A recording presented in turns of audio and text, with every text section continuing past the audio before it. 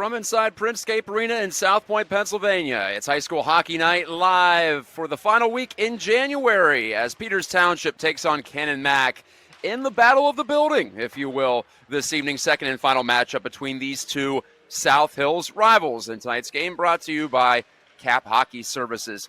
I'm Matt Gajtka. Brian Mitchell is alongside. We are bringing you all the action tonight throughout the night, as we also have, in a matchup later this evening, 9 o'clock expected start time, Carrick against Trinity. But for right now, it's Class AAA action in the PIHL as Peters Township tries to continue its climb up the standings right now with a record of 9-4-2, and they haven't lost on home ice in 3 months. As for Canon Mac, just trying to strike back against a rival of theirs. They lost the Miners Cup game earlier this season, and the Big Macs most likely not going to make the playoffs this year, but what they can do is, take a bite out of the expected, I suppose, playoff conversion rate for Peters Township if they can knock them off tonight.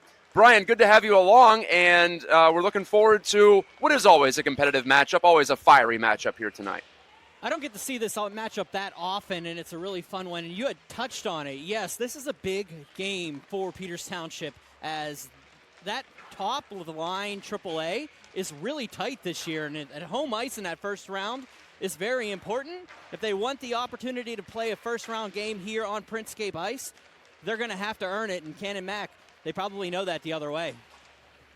Yeah, it's a great fight for those top four spots. Seneca Valley is clearly number one right now with 26 points, a record of 13-3.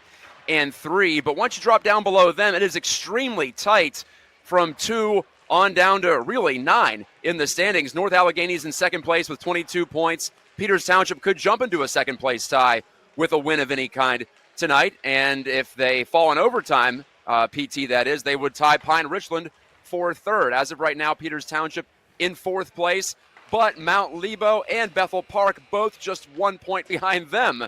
So it is extremely, extremely close between the top 6 teams. And like I said, the top 9, it's still a really good race for those 8 spots in the playoffs. And in that top half, as Mitch alluded to, you're fighting for home ice, and that can be crucial, as that's the only time you can play on home ice in the Penguins Cup playoffs is in the first round. Yes, absolutely. And you had mentioned it, but I also want to throw this out there just so you can look at it. For the last 4 games for Seneca Valley, home against Cathedral Prep at Bethel Park, then home games against North Allegheny and this Peters Township team. So a win here would be huge, as Peters Township has a game in hand on all. Actually, all of them have a game in hand on Seneca Valley. So 2 points is going to be very important no matter where you are, because it's a 4-point spread. One of the stories for Peters Township this year is their senior leader, Camden Martin, leading all of Class AAA in points and goals. He's got 14 red lights on the year, 29 total points, and his frequent line mate and fellow classmate, Drew Alexander, has 21 points to put him in third place in the class. It's a usually well-rounded PT attack, not quite as prolific as years past, not averaging over 4 goals per game or anything like that, but they've been pretty good defensively, and that has keyed their surge here. Mitch, back in the fall, PT actually dropped 3 of its first 4, but then they reeled off 5 wins in a row, and now they've won 3 out of their last 4, including a 5-2 win against Baldwin here that we had for you on TenbandTV, and they've got 3 of their last 5 here at home, so really an advantageous spot for Peters Township. Yeah, absolutely. You talk about parity in AAA this year. That's exactly what we're referring to whenever we're talking about, hey, every point matters. Well, everybody's going to look back and look at those games in the early season and realize, well, maybe we could have used those 2 points. But you know what? With the stretch we have going, you can't look back. You got to look forward, and it's going to be an interesting one here. So you got to earn these 2 points if you're Peters Township. Here we are set to drop the puck. Canon Mac in its alternate gold jerseys, looking really good here with the gold helmets. It is a color rush type of game, and Peters Township wearing its reds as the designated road team in this matchup. So we do get to see the all-red look for Peters Township as we get going here. 17 minutes on the clock, turned over right in front, and Ben Vitodian, the leading scorer for Canon Mac, nearly put the Big Macs on top in the opening 10 seconds, but he missed the goal. What a good look there on the uncharacteristically sloppy turnover coming out of their own end for Peters Township as Jones makes the play to the side. A sharp angle shot goes right through the crease. The net appeared to be dislodged down to our left, but play continues on. into the Peters Township zone. That's where Vitodian will skate in after it. Here is Jones. He hasn't played a ton this year, but when he has, he's been fantastic in putting up the points and the goals. Alexander now had his stick lifted, and Canon Mac can go back the other way. Flicked ahead by Hudson Phillips back into the Canon Mac zone. Canon McMillan just a 1 win on the year. They're 1-13. They're 0-8 here at Printscape as Martin rubs out a Big Mac at center ice. Their only win in overtime against Baldwin, and Baldwin's only win has been against Canon Mac, conversely. A blocked shot from the left wing by Carson O'Donohue bounces around and cleared over to the far corner. Here is Joey Wateska, senior defenseman. Slides it up the near side. And out with it, Zach Palmieri. Took the shot and a save and a hold there from the goaltender. Looks like Chase Sloan in net, isn't it, for Canon Mac, number 89. Chase Sloan has had plenty of action over the past 2 seasons for Canon McMillan. Yeah, you got to be this year splitting goaltending duties. Sorry, the Michigan-Pennsylvania connection there is a little rough there. Canon McMillan, you got to be excited about getting the jump out on this one early, and Chase Sloan getting a save there. You got to continue and make that work. Sloan on the year, an .872 save percentage and a 4.08 goals against average in 9 starts, now in his 10th appearance of the season. Strong check behind the net. Palmieri leveling Digby Bednar, one of the best names in the PIHL, as it's cleared back around into the near side corner. PT going to work here, trying to work the cycle game. Palmieri a backhand toward the slot that was blocked down. I'm Matt Gajtka. Brian Mitchell is there on site from Printscape Arena. As here we go for the final 5 games of the season for these two AAA rivals. O'Donnell poked it forward, but right into the possession of Vitodian. He's getting another quick shift out there. As you might imagine, we're going to see a lot of big 29 in gold tonight. And same for Brennan Lamego, who has 9 points, as well as Vitodian. They're tied for the team lead, in fact, in that area. Wrister by Isbell gets through to the front. A couple of rebounds and off the outside of the net. Sorry. Kyle Thomas, by the way, the senior goaltender, he got his first action in a big way as far as a save is concerned there. I think he made 2 stops on the follow-up as Lamego whips it right through the slot, stepping up O'Donohue to play it in behind for Vitodian. His backhand pass intercepted.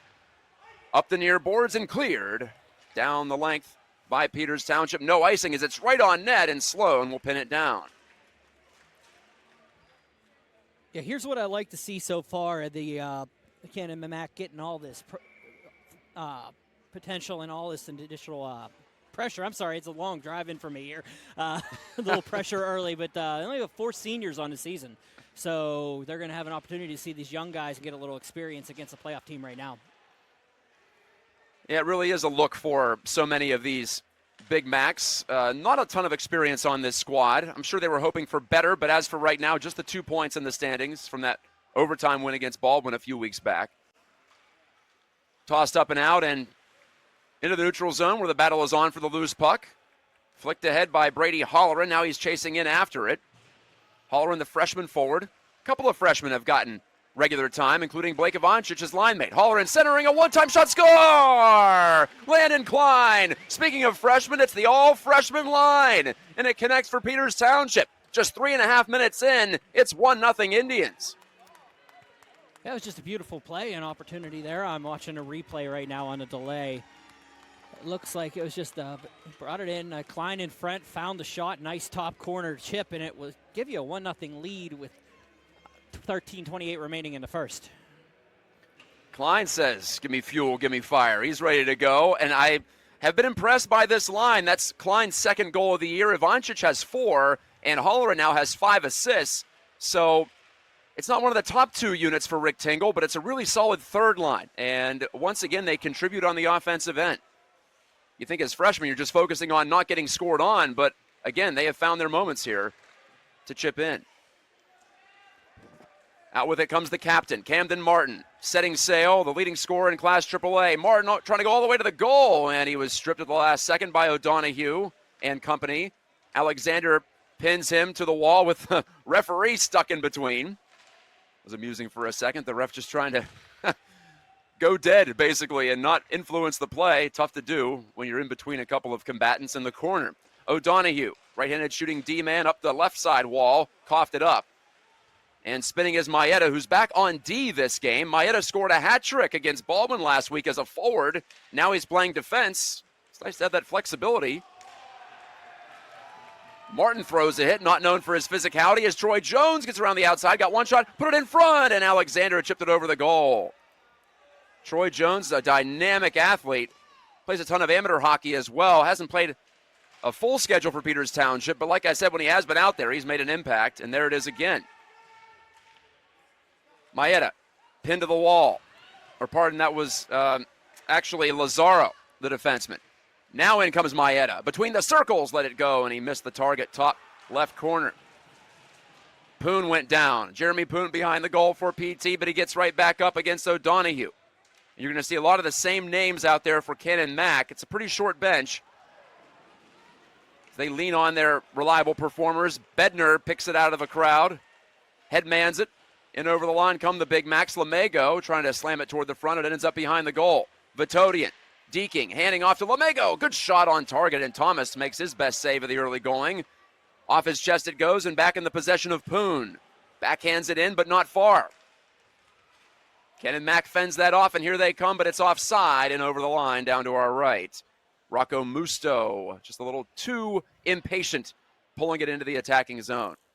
That was a great little opportunity for Vitodian right there in the slot. This is the bounce back you want after the goal. Keep a little bit of pressure on Peters Township, but the Indians look like they're putting a little bit extra into it now. Kyle Thomas in goal. I said for Peters Township, he was the Penguins Cup winning netminder last year. He has a .910 save percentage this season and a 2.35 goals against. Sloan takes a spill at the side of his goal. Not sure if he just tripped on the net or what, but I guess no harm, no foul, as the Big Macs are able to clear it up and out. On the move is Elliot Moser, the sophomore. Moser stops up behind the goal as he was stapled there by Wateska. Gave it away out to center. The Big Macs try to regroup. Musto swoops in. Musto also a sophomore. A lot of 10th graders on this Canon Mac team. So to Mitch's point, experience is key, and they're hoping late in this season they can see some tangible improvements here. Rister saved by Sloan on the opportunity for Palmieri, who's been active early.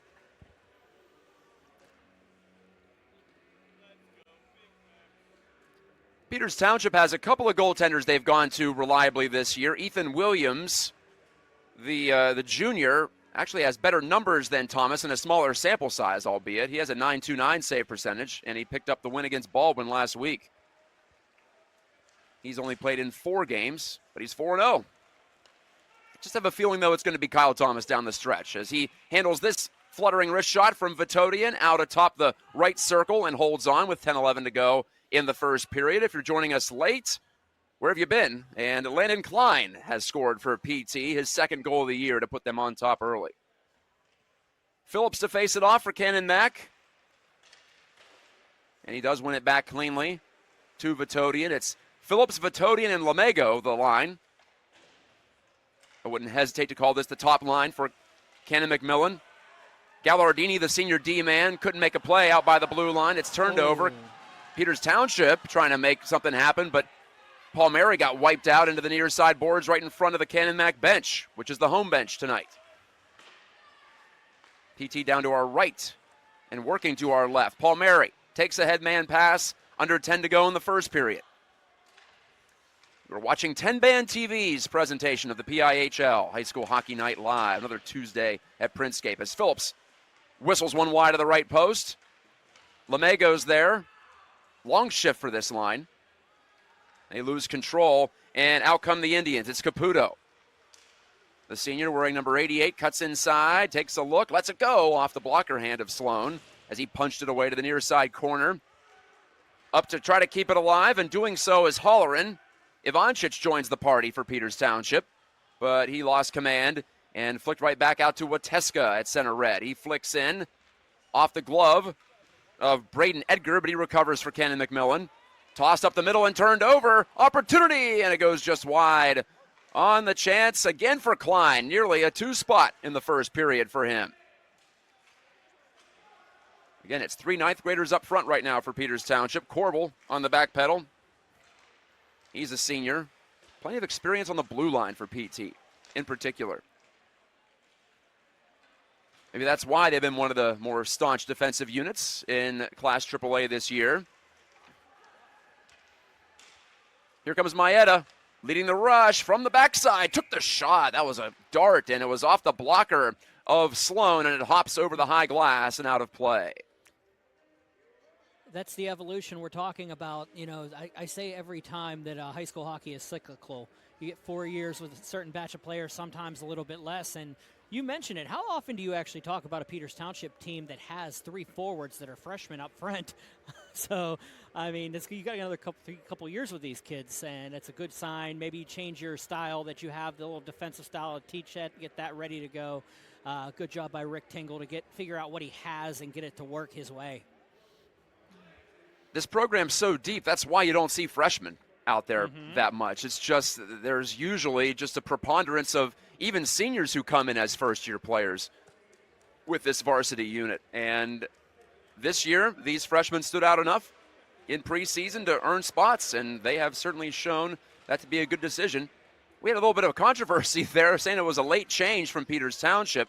No, they're sending a bunch of players off the ice right now. Might be a neck guard situation. Oh, really? Wow. Yeah, none of the players that went off had neck guards on. Maybe possibly the case. Maybe there was an argument for that. But that's a big thing they're looking at right now. Well, you did see this week the USA Hockey Congress has approved the mandate for neck protection for anyone under 18 years old. Pardon me, 18 and under. But that starts in the fall. But I think I in have this noticed. league, I believe it is a rule. Okay. And it will be across the board in the fall, which is a good idea, I think. Turned over. Here's a look for a backhand chance from O'Donnell that was blocked in the high slot. Trying to chip this out, Roman Gasparini. Another sophomore forward. Stop me if you've heard that before. For Canon Mac. Bednar wheels in behind his goal. Nearly turned it over in front of the net. A little bit loose right now are the Big Macs. Edgar forced it up the far side wall, and there's Musto to swat it through to neutral ice. Peters Township in 4th place, as we talked about in the open. Just 1 point back of 3rd, 2 points back of 2nd. 2nd place would be grand for them to finish at. I think 1st place might be difficult. Well, it is going to be difficult. They're 6 points behind Seneca Valley, but they do have a head-to-head coming up. It's not over yet in terms of that regular season championship. Musto slugs it wide. PT won the regular season last year, won the postseason. Up and out it goes. O'Donohue to an open wing. Musto lugging the puck a lot here in the first period. We're more than halfway into it. The puck's played by Ivancic, and maybe a look here for Canon Mac. Volmer dispossessed in the slot, though. And Klein helps win it back for Peters Township. Poon, headman delivery intercepted at the Canon Mac line. And Phillips will shoot it along. Forced forward by Austin Smith, freshman for Canon Mac. Back there is Hudson Phillips.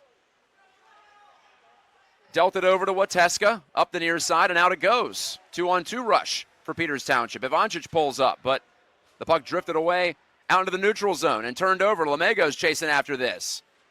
Couldn't get there first ahead of Wateska, though, who did well to pivot backwards. Turned over again, and a shot by O'Donohue. Patted out by Thomas, who's been sharp to start. Hasn't had too much action, but a couple of them have been real howitzers right into his breadbasket. But he hasn't given up a goal, hasn't even given up a big rebound. Under 6 to go in the first period. Quick moving period, just the 1 goal on the board and no penalties. Strip was Edgar. Here comes Palmieri for a high-rising shot that's gloved and kept by Sloan. Here come the players back onto the bench after getting out of the locker room. There were 6 or 7 players that just came back. Wow. And obviously, it's such front of mind as far as an issue is concerned this year with the death of Adam Johnson overseas, the former Pittsburgh Penguin, who died in the midst of a hockey game in Great Britain, playing for the Nottingham Panthers as a slap shot goes off the blocker hand of Sloan.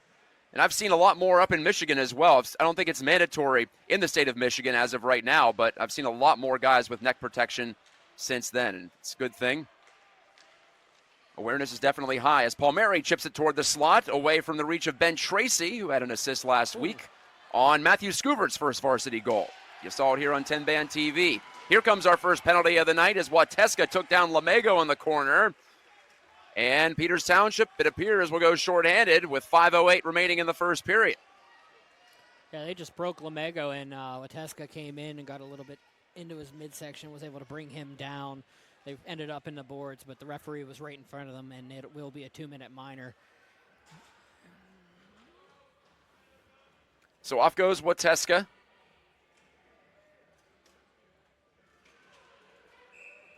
Not a highly penalized player this season. That's just his third minor of the year. Pretty good for a D-man in game number 16. Peters Township has won 9. They've lost 4. They've gone to overtime and lost twice. And here we go. Power play for Canon Mac. A wrist shot by Edgar that was blocked. Never got through. Out high Musto. Playing a point-ish, if you will. Clears it across to Edgar. He tries to find Musto on the near wing side. It eventually will be in his grasp. Musto cuts inside. Good move. Another good one, but he left it behind that time. Over in front of the net. Good save by Thomas. Another chance, and Musto's denied. Third opportunity was blocked. Wow. Bang, bang, bang in front, and Kyle Thomas said no all 3 times. To the middle and turned over to O'Donnell, and he clears for Peters Township. So Canon Mac looking strong here on this opening power play for them. They only have 6 power play goals the entire season, but you wouldn't know it from how they've started this opportunity. Vatodian downshifts over the blue line. The big man leaves it on back, and some hesitance there, but O'Donohue eventually gets it, and the Big Mac settle it down. O'Donohue to Edgar working the far side. Pardon me, that's Lamego, excuse me. Against Caven Fisher, the D-man, trying to extract that puck. Was Fisher, and he did, and it's up off the window and down and out. Alexander tapping his stick on the ice, trying to get O'Donohue to give it to him. Oldest trick in the book. Sometimes it works. Not in this case. Fisher jams it out again. Good work on the boards again for number 63 in red. Good move to the outside. And now thrown in front, Lamego got a chance, and his pass was flubbed on the backside, and it's a 2-on-1 back the other way for Peters Township if they hurry. Lamego catches up. It's a shot that goes just wide from the right wing by Martin. And it's Gallardini for Canon Mac. Shot from distance. Pad saved by Thomas. Power play is over. Canon Mac gets, I believe, 4 shots on goal at least on that opportunity, but they can't get 1 to go in. Might even been 5. Still 1-0 with under 3 to go in the period. In front, Jones hunting a loose puck. Back out to the point, and a wrister by Hudson Phillips was denied by Sloan. Good hit by Luca Maeda on Gasparini. But the Big Macs are back in possession of the puck. As we return to 5-on-5, this is going to be the easiest icing call of the year for the men in stripes. Stops the clock with 2.5 remaining in the first.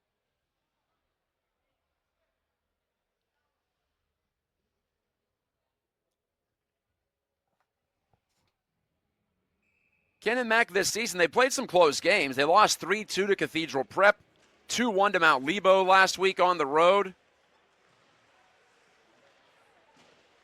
We'll get back to that in just a moment as play resumes. But they haven't been non-competitive. It's just when they haven't had enough offense generally to push them over the line. Still no double-digit scores on the year. A shot and a save by Sloan on the turnover there. Tracy helped force it. I believe that was Holleran who got it on target. But also, there's a 5-4 loss to Bethel Park on Canon Mac's schedule, 4-3 to Baldwin, 3-2 to Bethel Park. It's a lot mixed in with those 13 losses. That's 6 of them right there. Yeah. They could have easily won. 4 of their last 5 were by 1 goal. So that's a it's a good way of looking at it. Is that Baldwin win was a 5-4 overtime win. So It's a good detail to be able to see that you're growing a little bit as a program and keep being a little more competitive as the season went on. Klein tried to tap it ahead. It's Tracy. He couldn't slap it toward goal. But you see the common theme there is just not enough offense in a lot of those games. A lot of 1-goal, 2-goal outputs, shut out a couple of times. 4 times, in fact, on the year. Canon Mac has been blanked. So it's just a matter of more consistent attack and sustaining pressure. Honestly, they've done a pretty good job tonight. There's a cross-check from behind, though, by Musto on Corbel, and that will put Peters Township on the power play for the first time late in the first. Got him for a cross-check. Musto off for, it's cross-checking. Again, I said the icing was an easy call. That was an easy call, too. Arms extended. And the shaft of that stick went right into the back of senior defenseman Austin Corbel for Peters Township. So PT puts its potent unit out there. 12 power play goals on the year for Peters Township, 5 of them by Camden Martin. So keep an eye on number 91 in particular. Cleared in, Alexander. Weird bounce off the partition, but he's got it with 1:12 to go in the first. We'll go by that clock for now. Long distance shot by Wateska, gobbled up by Sloan, and no further play.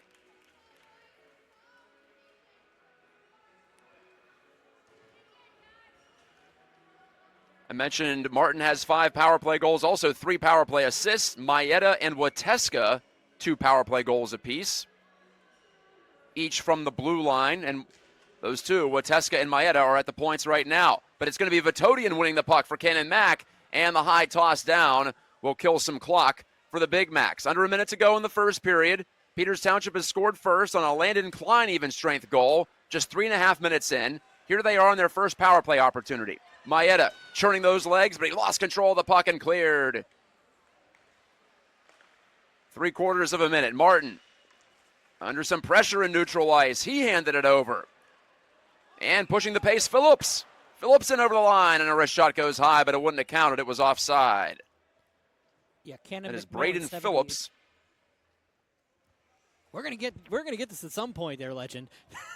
Go ahead. 78.3% average for the Canon Mac Big Macs right now, but the only player that has a shorthanded goal in the season sitting in a box right now, and that's Musto. Braden Phillips, who took that shot, he scored the winning goal in the overtime victory against Baldwin a couple of weeks back. Half minute left in the period. Martin circles, hands to Paul Mary. Pardon me, that was O'Donnell. Second unit out there right now for Peters Township. Down to 17 seconds. Caven Fisher stops out by the point, assesses his options. He rims it around. Near side, 10 seconds. Paul Mary, and the net appears to be dislodged, I think. Now, what was that call? I don't know what that call was. Paul Mary. Pass at this point. Paul Mary readjusting that neck protector. That's the theme of the period, apparently. That was all on the ice as well. All right, so that pulls the faceoff out to neutral ice with 9 seconds to go. Going to make it difficult for PT to get one before the end of the period. And Caputo fiddling with his neck guard. And he's been thrown off the ice.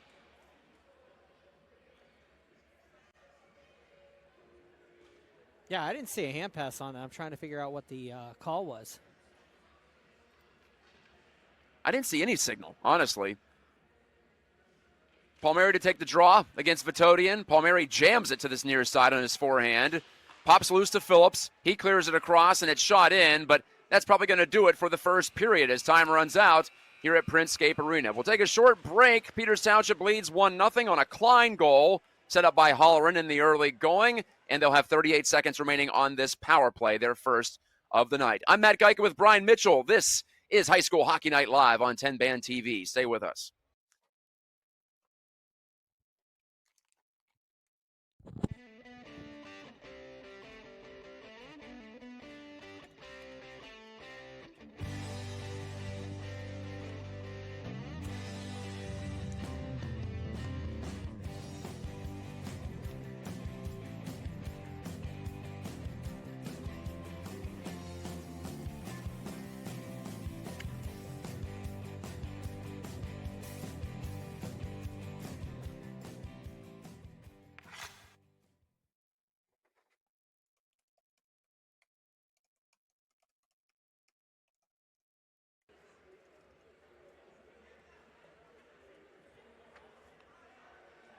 1-0 Peters Township in their 50th anniversary season as they're on top of Canon Mac this evening. Canon Mac, the designated home team, but we all know it's a fight for home ice, as it always is between these two at Printscape Arena.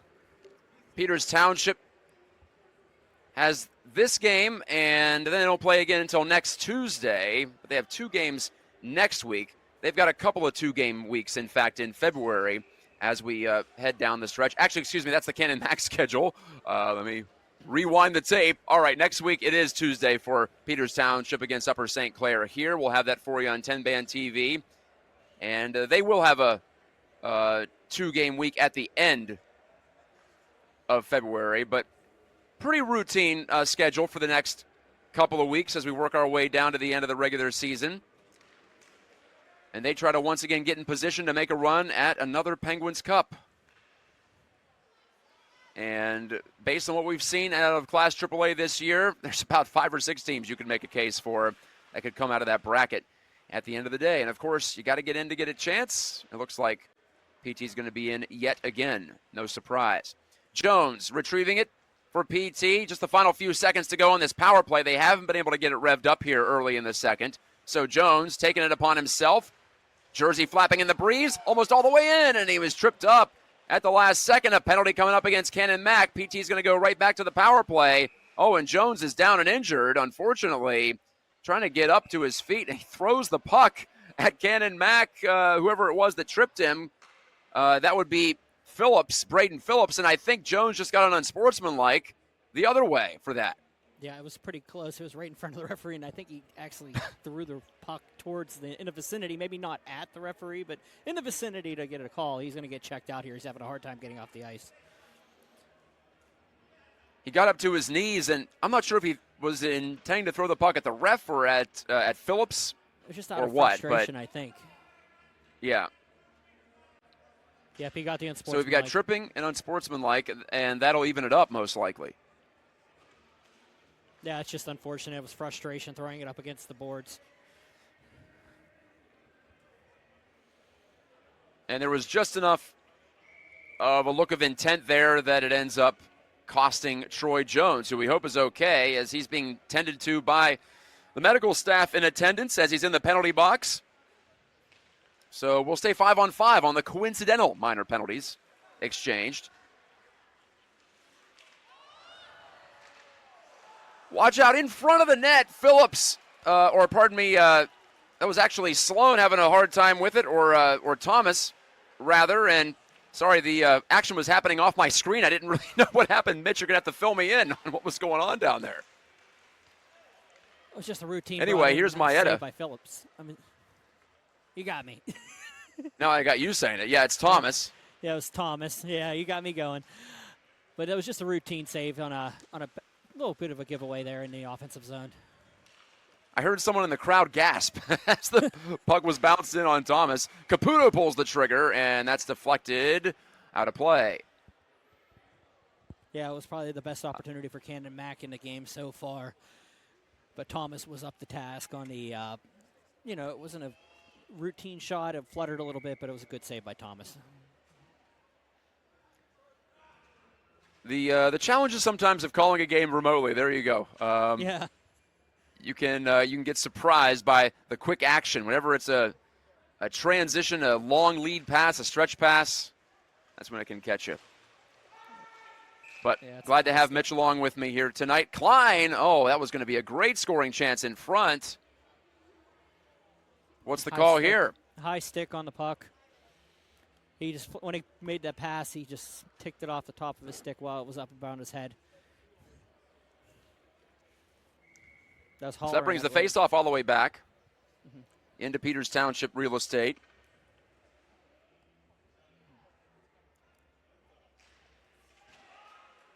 Holleran against Bednar.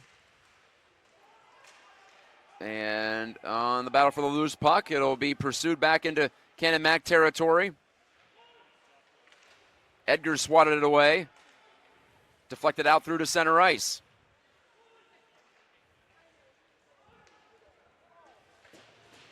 Edgar chasing after it. Couldn't get it by Holleran. He's got Klein in front again.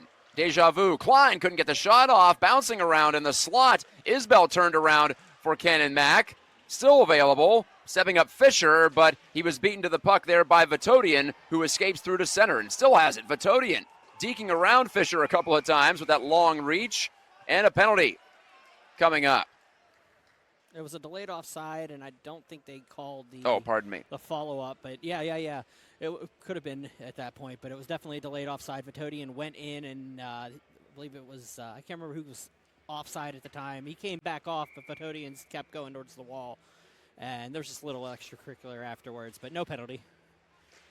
Okay, so thanks for the clarification. That's the one thing when there are no designated referees, so to speak. One's got the armband on in most cases, but not in PIHL hockey, as Thomas gobbles up the shot from Smith from 35 feet out. So both officials on the ice function as linesmen and referees. So typically, if a linesman has his hand up, that's going to be offside, and if a referee has his hand up, that's going to be a penalty. But in this case, we can't have that little cheat as broadcasters.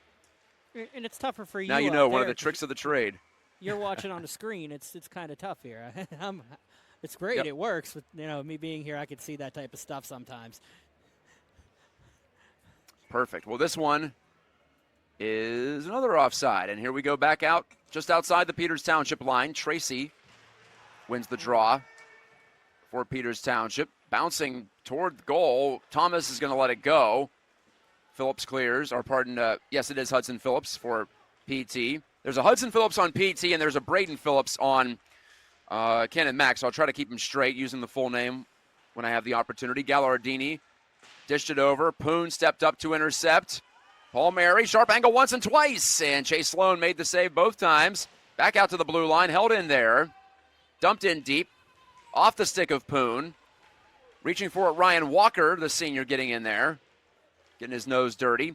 Makes a backhand play, trying to find Tracy behind the goal, but it's picked off by Gallardini, but it's poked away from Gallardini by Poon. From the corner, Gallardini wins it right back. This is hockey right here. Who can find a way to settle the thing down? Gallardini.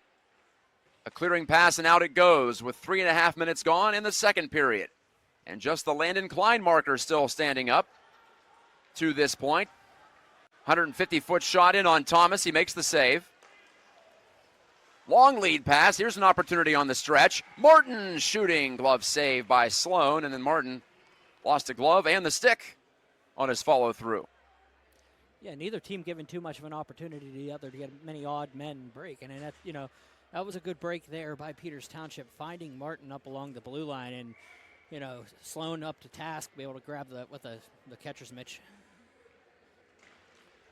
2 months ago, these teams met for the Miners Cup game. Peters Township won at 7-0, 3 in the first period, 3 in the second. And they cruised to the finish line from there. Block shot, thrown in front. Thomas made the save, and nearly a chance for Edgar to put it in, but he couldn't finish. Thrown back out into the slot and taken away by Martin with great speed. Martin cutting in. He shook that left hand. He thought he got slashed, but play allowed to continue on. Musto with the puck for Canon Mac. Serves it on over to Moser. And Elliot Moser's shoot-in goes off the body of Thomas and bounces in behind the Peters Township goal. This play picks up. Edgar stripped. Good stick from Alexander. And Peters Township can get back in possession of the biscuit. Camden Martin had a hat trick in that game, that Miners Cup game, first week of December. So almost 2 full months ago. Ladled near side to Martin, dropped it on back. Here's Alexander's backhand feed off the outside of the goal after Sloan got a piece of it.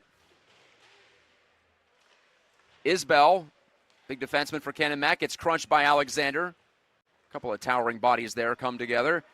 And out with it come the Big Macs 3-on-2. Edgar trying to get around the outside, tripped there by Lazaro, turned it over to Lazaro, shot by O'Donohue through a screen, and Thomas did well to suck that one up, and no rebound with 11:55 to go in the second. And was a penalty called there on the trip? I don't think so. So we're going to stay at 5-on-5. Also in that Miners Cup game, Jones, Paul Mary, and Poon scoring. So did Luca Maeda. Troy Jones had a huge night, a goal and 3 assists. That goal was spectacular. Still remember that one. As he surfed his way around a couple of Canon Mac defenders and dumped a backhand into the net. Gallardini down the wall for Canon Mac into the corner. Lost control as he was checked hard by Caputo. O'Donnell on it. Bryce O'Donnell to Charlie Caputo. 2 seniors play catch. And it's O'Donnell shooting. Sharp angle stop. Ooh. And Ooh. no play on the rebound. Look at that swing at Caputo by one of the Big Macs. That's Gallardini. As the reason for the stoppage, to be clear, was the net was dislodged. Caputo and Sloan had words, and Sloan took a swing at Caputo. I don't know if there was a swing before that. And then I believe that is Gallardini. Yeah, he came out and he just gave an extra little hatchet to them. So they're talking to the benches now. Suddenly it's gotten spicy. Yeah. It was a pretty clean first period, and now guys are getting angry at each other. It's a rivalry game. The last one was 7-0. I mean, it's a different Canon Mac team than you probably saw before. I think we talked about how they're building up, but, you know, they also don't want to just roll over. So it's a 1-0 game here. You want to have that little bit of fire, so it's not a terrible way to go about it. You just got to watch. So we'll stay at 5-on-5. Well, like I said, by this time in the Miners Cup game, Peters Township was already up 4-0. Actually make it 5-0. They had 2 quick ones in the second. So Canon Mac's got their claws in this one at the moment. They don't want to let go. Phillips against Holloran at the dot. Holloran wins it for Peters Township. Corbel jams it behind the goal. O'Donohue backhands it around, turned over, and a shot by Fisher through traffic. Somehow Sloan saw that, or if he didn't, he was just in great position anticipating the shot. Klein couldn't make it work for Peters Township. Back come the Big Macs. In the near corner, and Phillips hacking and whacking. Holloran extracts it. Cleared to an open wing, but only man there was one guy in gold. It was Isbell, I believe. Up the far side, Klein. High flip, and out it goes. O'Donoghue's got to take it back. Vitodian flings it ahead. Ben Vitodian. I've been calling his name forever, it seems like, but he is not a fifth-year senior. There's no such thing. It only seems like it. He's been doing stuff and contributing ever since he was a freshman. And there he is down behind the net. Here come the Indians now on a quick counterattack, and Ivancic took the shot, but it was off the stick of a Big Mac and flutters over to the near corner. Look at those 3 freshmen swarm. Ivancic getting in after it along with Holloran and Klein, but they can't create the turnover that time. Corbel pumps it ahead. Now down to 10 to go in the second period. I'm Matt Gajtka. Brian Mitchell is on site at South Point. Printscape Arena, the site once again. Second of 2 matchups on the season, and judging by Canon Mac's position, it's going to be the final matchup of the season. We won't get a playoff edition, which is a shame. It's been a little while for that. I've only called one of those games, my 9 years of calling Peters Township hockey. Shot didn't get through from the point. Edgar shuffles it down the wall, thrown it back out in front by Trainer. And now kept in by Bryce Wilson. Couldn't get the shot through. Phillips blocked it in the slot. Hudson Phillips, that is. Punched ahead by Gasparini, but no one there on the receiving end. High flip, Isbell. Dishes on the backhand. Corbel pins his man. That's Trainer. Another good battle here. Bryce Wilson came in to try to take his pound of flesh. He got the shoulder in on one of the Indians. It's back out to the line. Edgar took the shot. Thomas the save. The rebound was available and hammered off the glass, and out it goes. This will go the distance for icing. Under 9 to play in the second. And as I said, Mitch, the longer Canon Mac's hanging in this one, I would imagine the more confidence has to build that they can make something happen. They've caused some havoc here on the offensive end, throwing some shots through, some getting through, some getting blocked, but they've tested Thomas. Yeah, 15 on Thomas right now as the stats show, and Thomas has been up to task, but Cannon McMillan getting better shots as the game progresses. It's not those little rinky-dink shots that maybe count up, but they're getting a couple good first shots and then a good looks at the second shot, so One of these times they might be able to break Thomas here, and watch out if they can get that goal. Walker turned it out into the neutral zone for Peters Township. Delayed offside. Oh, they got a penalty there. I think. I've been caught guessing twice now. This time it is a penalty against Peters Township. That's going for looks like a rough. Looks like it. I think I jinxed Joey Wateska. I said he was not very penalized this year. That's now 2 penalties in the first 2 periods. Canon Mac will send its power play out there. Michael Traynor leads this team with 2 power play goals. It's both of his goals on the year.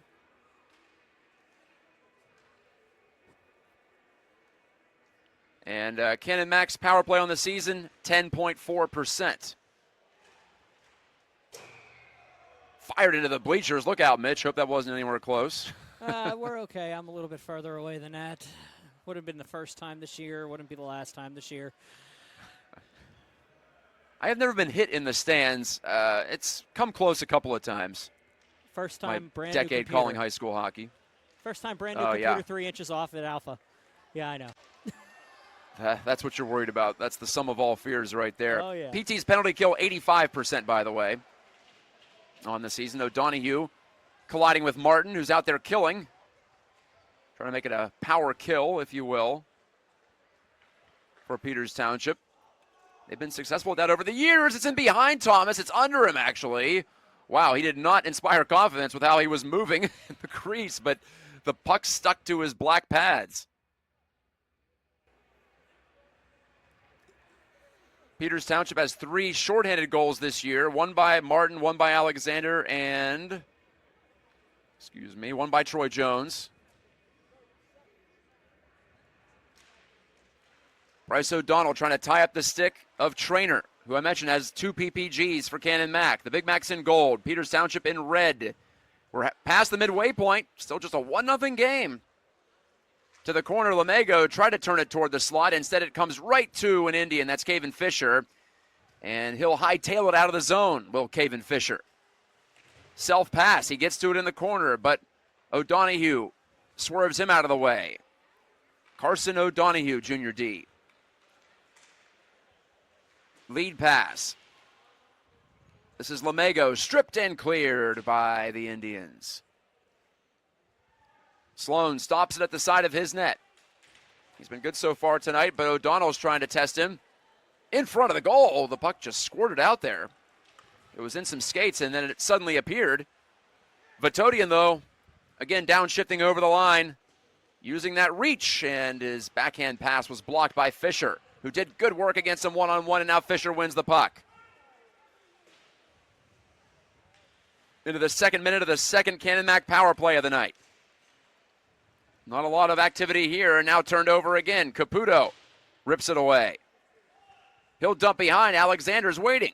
Alexander right on goal with that. Shorthanded shot and the stop by Sloan. 6:45 left in the second period. PT trying to survive this, get back to 5-on-5 and get back on the attack. And they are back to 5-on-5. Traynor stops up. His lead delivery. Finds Pruss with a shot and a save by Thomas, and he keeps. Kyle Thomas, stalwart right now, has a record of 5-5-1 on the year. 5-4-2, actually. They listed one of those overtime shootout losses as just a straight-up loss. We need a repair on the... So in that way above 500. They need a repair on Mitch. Visiting team penalty box door. That's what the delay's for right now. They're trying to fix it. Okay. Hinges going bad. There we go.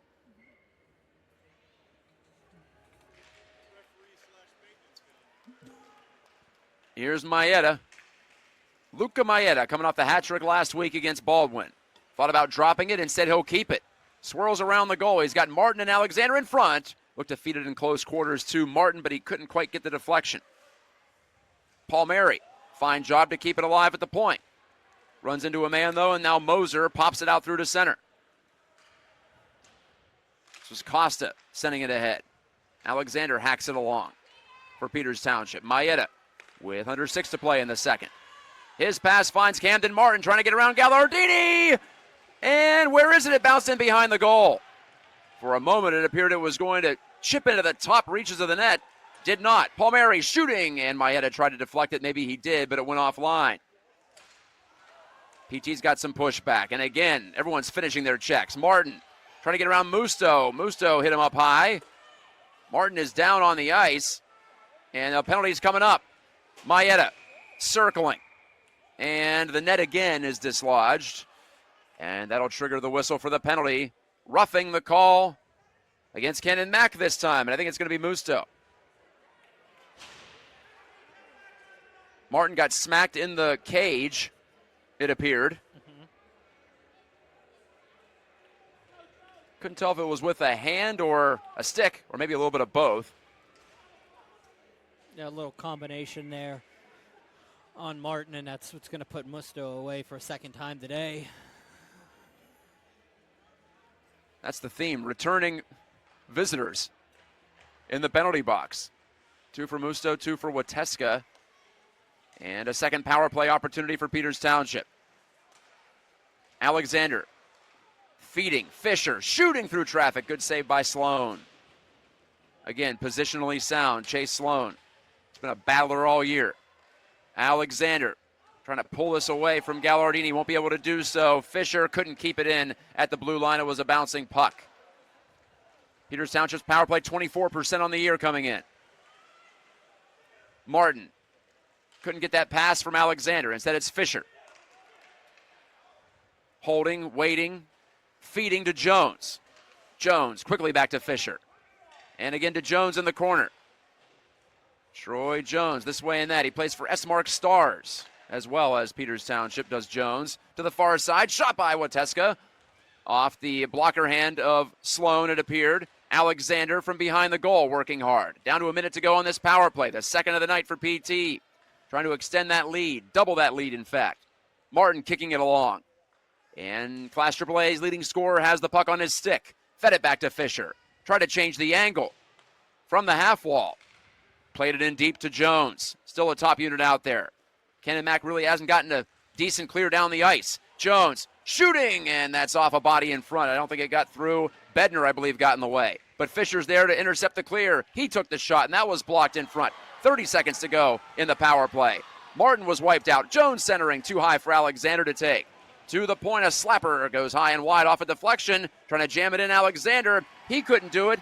And there's the clear for Canon Mac. At long last, for their sake. Thomas way out of his net to tap it along to Fisher. And I thought I heard a whistle. It was a whistle ahead of the play. And the Peters Township box has opened up. Having a hard time figuring out what the penalty was down here, but it is going to be a Peters Township minor. Well, someone just departed for the PT locker room. Could have been Did a 2 they and not? 10. Possibly. Probably. If that's the case, then Peters Township will need someone to serve this. Musto still has 9 seconds to go on his minor penalty for roughing.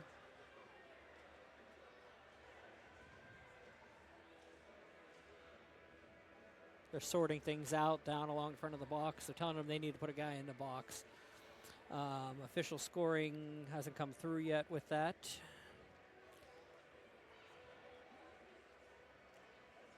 So just looking at the box score on PIHLhockey.com, Joey Wateska's second penalty was for illegal equipment, so that's got to be a neck protector related issue. That's what we've seen be part of the story here tonight. Peters Township had several players that were sent back to the locker room to get their neck protectors put on. They put Ben Tracy in the box.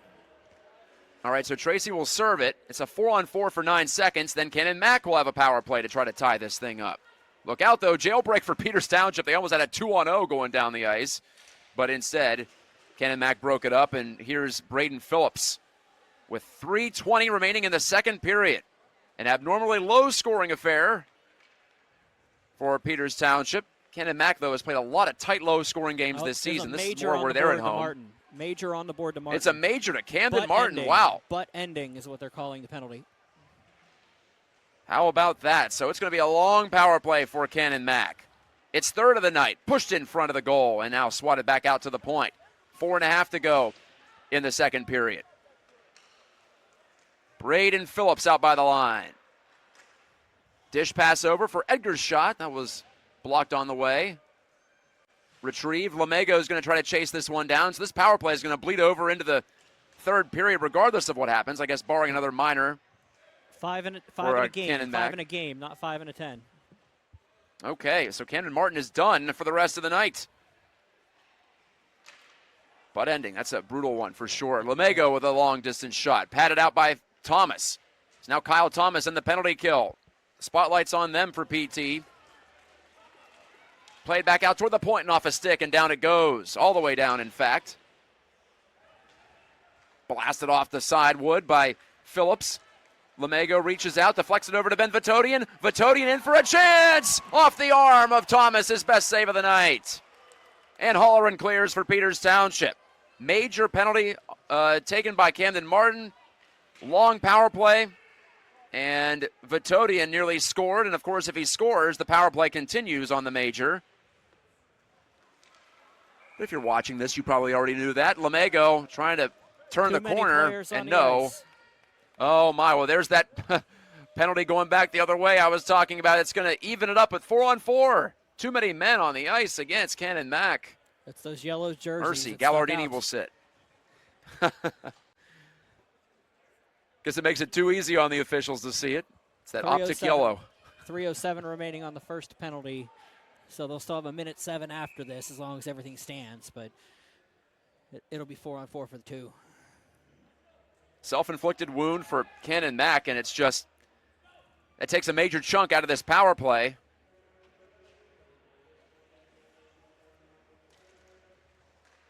We're 98 seconds away from the long intermission in the PIHL between the second and third periods. Chipped ahead by Costa. He's chasing after this one. But Paul Mary ends up with the puck for Peters Township. Angle pass. Alexander takes it on the move. He's got Jones. Drops it to him. It's a 4-on-4 situation. Jones a shot. And off the cuff of the glove of Chase Sloan. He knocked the net off in the process. Jones had his eye on a top shelf goal and he nearly got it. O'Donohue patting Chase Sloan on the side. And now Sloan describing how he made that save. Little pantomime action for us.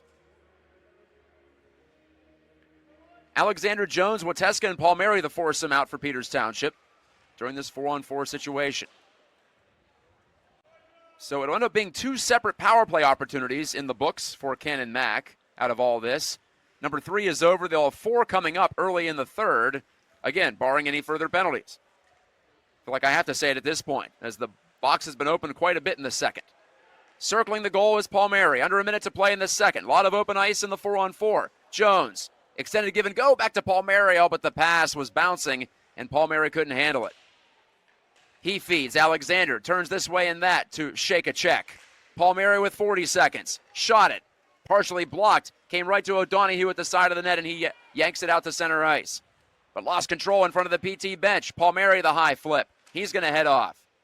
Alexander trying to swat it. Instead, it comes into the possession of Lamego with 23 seconds to go in the period. Brendan Lamego turns it up ice, the co-leading scorer for Canon Mac. Sophomore couldn't make a play. Fisher ran him off. Fisher's been great in one-on-one situations late in this second. Lead pass, Maeda, hat trick last week, but he left it back and turned over. Final 10 seconds, 1-on-1. Now it's a 2-on-2, given away to Fisher on the back check, and then Fisher's run over behind the net as time runs out on the second period. What action to finish it up. Braden Phillips hit Fisher.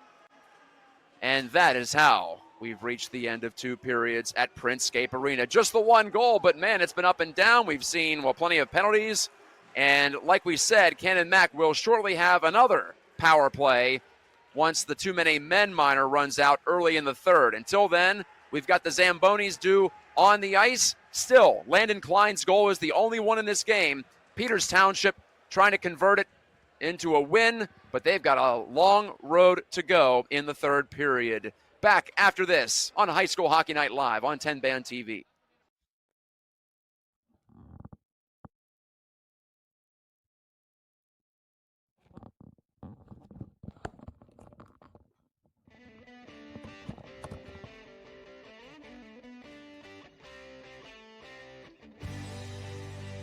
Halloran. Now he's chasing in after it. Halloran, the freshman forward. A couple of freshmen have gotten regular time, including Blake Ivancic's line mate. Halloran centering a one-time shot, score! A hat trick against Baldwin last week as a forward. Now he's playing defense. It's nice to have that flexibility. Martin throws a hit, not known for his physical. I wouldn't hesitate to call this the top line for Canon McMillan. Gallardini, the senior D-man, couldn't make a play out by the blue line. It's turned to board and no penalties. Stripped was Edgar. Here comes Palmieri for a high-rising shot that's gloved and kept by Sloan. In front, Jones hunting a loose puck. Back out to the point, and a wrister by Hudson Phillips was denied by Sloan. Trying to get around the outside. Tripped there by Lazaro. Turned it over to Lazaro. Shot by O'Donohue through a screen, and Thomas did well to suck. That's what you're worried about. That's the sum of all fears right there. Oh, yeah. PT's penalty kill 85%, by the way, on the season. O'Donohue off a body in front. I don't think it got through. Bednar, I believe, got in the way. But Fisher's there to intercept the clear. He took the shot, and that was blocked in front. 30 seconds to go in the power play. Blasted off the side wood by Phillips. Lemego reaches out, deflects it over to Ben Vitodian. Vitodian in for a chance! Off the arm of Thomas last week, but he left it back and turned over. Final 10 seconds. 1-on-1. Now it's a 2-on-2. Given away to Fisher on the back check, and then Fisher's run over behind the net.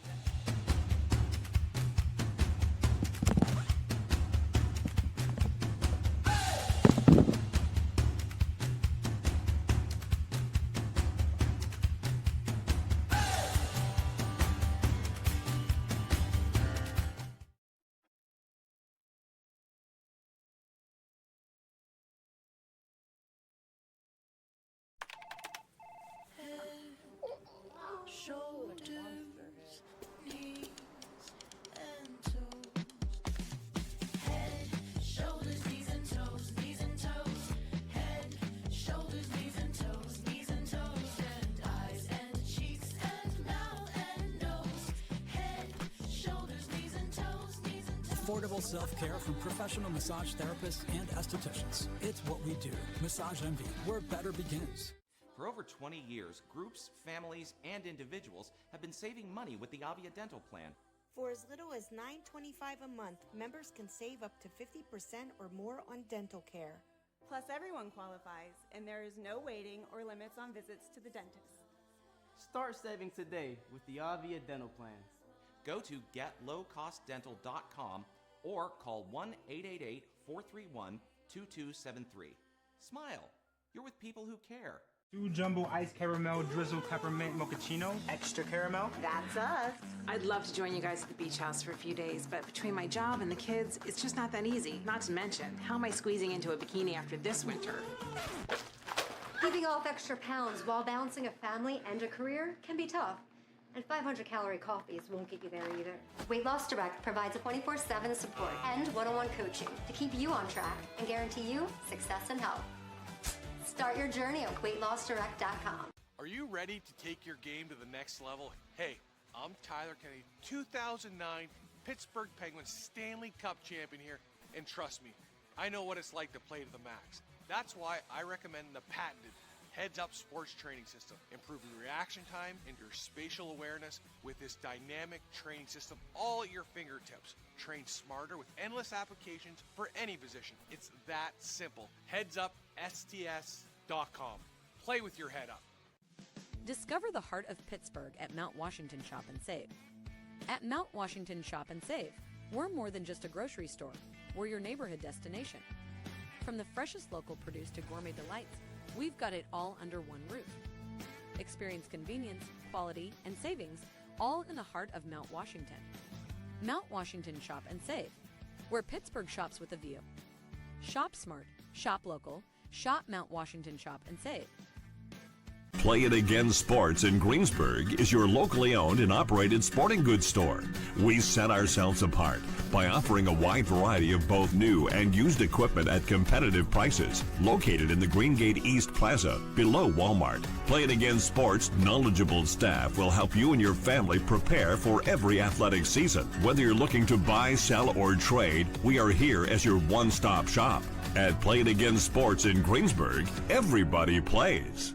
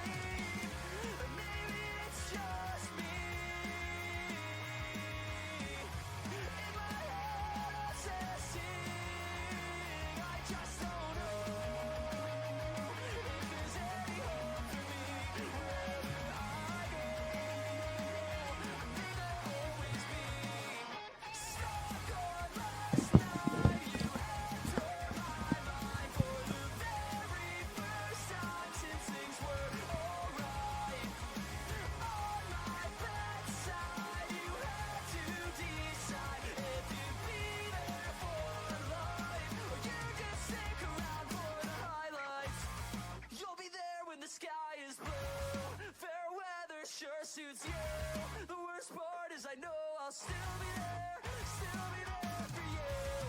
You'll be there when the sky is blue. Fair weather sure suits you. The worst part is I know I'll still be there.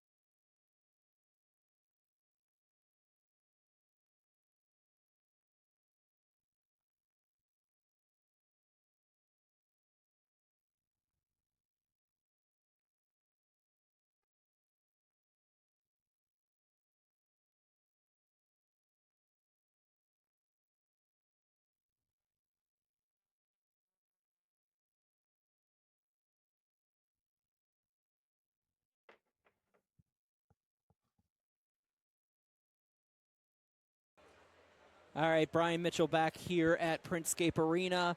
It is 1-0 Peters Township after one.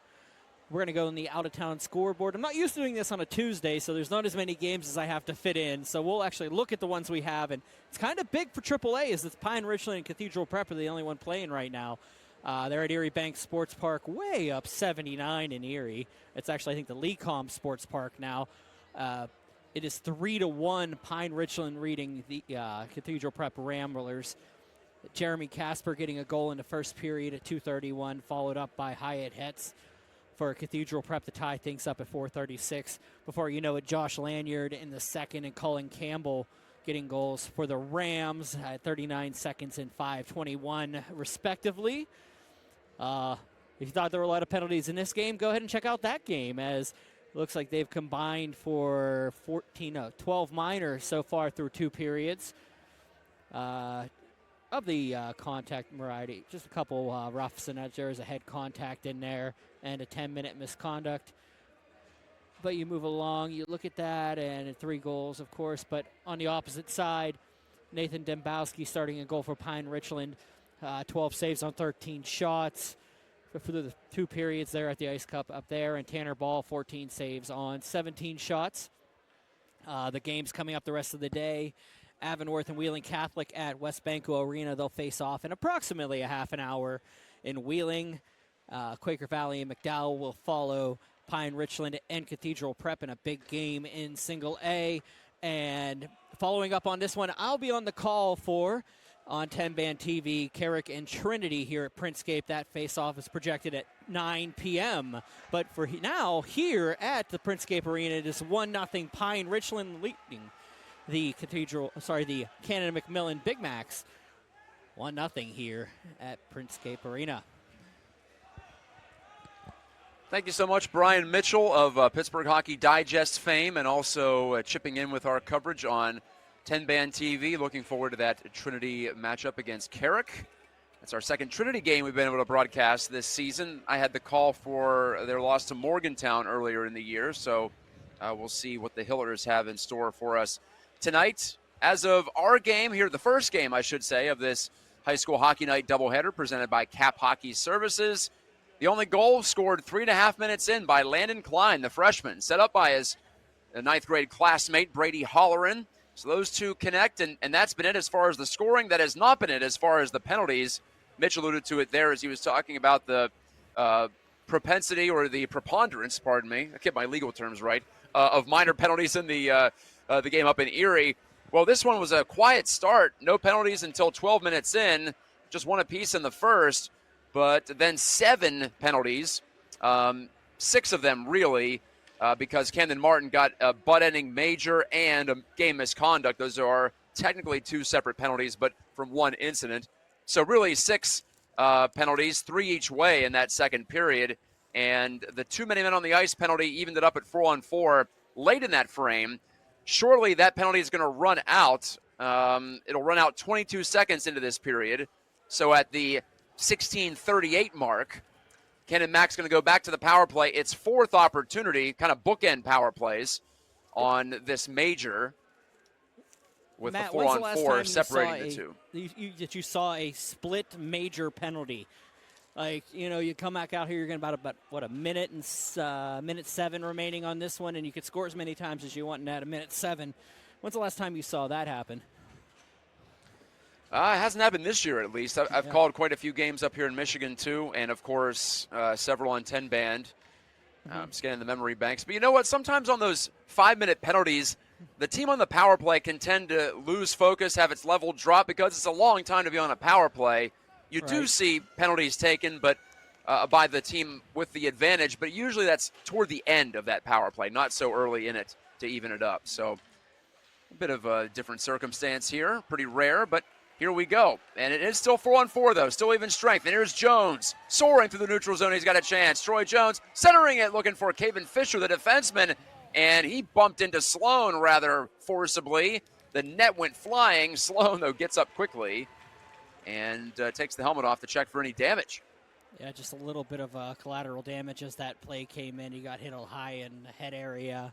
He's down for half a second, was able to get up, but that net came off, luckily. I mean, if he would have got tied up with the net that was stuck on the ice, that could have been ugly. On the fresh ice, of course, doesn't take much of a push to get the goaltender moving, to move anything, really. The friction quotient's rather low especially compared to the end of the second period, because we don't cut the ice between the first and the second in the PIHL, which they do up here in Michigan. It's nice for the players, but it does extend the game out and extends that window out. Tough to get it in 2 hours, that's for sure, up here, whereas we almost always do in the PIHL. All right, the power play has begun again, the fourth chance for Canon Mac, but chipped up and out by Peters Township. Just under a minute to go on this power play. And bears mentioning Camden Martin will not return to this game. He got a game misconduct and a major for butt ending. Talk about rare situations. That's a rare penalty to be called. But one of those intent to injure type situations. Yeah, as many games you don't as butt I've end to seen play over the puck, years, I'll put yeah. it that way. Yeah, as many games as I've seen butt over ending the years, is usually... I didn't recognize Batoti in the that shot. call. Yeah. That's what I was saying during intermission. Right, yeah, the signal from the referee, it's just we don't see it. So we can't really identify it. That was cleared off the glass. I think it went over. Yeah. So, all right. So no Martin the rest of the way for Peters Township. They don't play again until next Tuesday. So they'll lay it on the line here, trying to get these 2 points. They've been holding on to this 1-0 lead for nearly 2 full periods. But down to the final 6 seconds of this power play. Looks like PT is going to escape. O'Donnell, he got his leg swept out from under him. Penalty. And there it is. Back to even strength. And right back to the power play goes Peters Township. That was whistled as O'Donnell was tripped. I was curious. I didn't see a hand up in my field of vision, but apparently it was. The far referee standing at center called it. The stick just got stuck up in the leg. It was an unfortunate, wasn't an attempt or anything. It was just trying to play the puck, and it was just trailing behind him, caught him, and just tripped him up. So as so often happens, the team that has the power play early in a period just has a hard time establishing the momentum, and it does come into play here especially going into the third because you had the long break in the room. Wateska shooting, and it's off the blocker of Sloan to the end glass and retrieved again by Peters Township. Wateska's got 2 power play goals on the year, so watch out for him. Jones from the sideboards. Shoveled it in behind to Maeda, who's playing a forward right now, even though he's playing D for the rest of the game. So really 3D technically out there right now for Peters Township, although one is playing up front, and Maeda is eminently capable of scoring. Cleared past the blue line all the way down, in fact, into PT territory. Again, PT's power play nearly 1 for 4 on average on the year, 24% coming in. Anytime you can get around 25%, that's effective. I don't care what level you're at. It'll be Wateska rather. Feeding on near wing. Jones stepping around Edgar. Jones, short angle shot, trying to go short side, and that was stopped. Wateska, though, keeps it in at the point. No, the net is off again, and Sloan's bumped it a few times. And the crowd is, well, it's been energized ever since the second period when things started to get testy on the ice. You can hear over that crowd mic, and you can hear over that crowd mic if you're watching. Oh, I can confirm. It's getting a little testy in here just because as physical as it's been on the ice, it's been a couple questionable, back and forth between the players. But you know how it gets in these games. Oh yeah, it's an emotional game, and not just for the players. O'Donnell yanked it back on the clean face-off win. Wateska again shooting, and Caputo tried to get a piece, but he did not.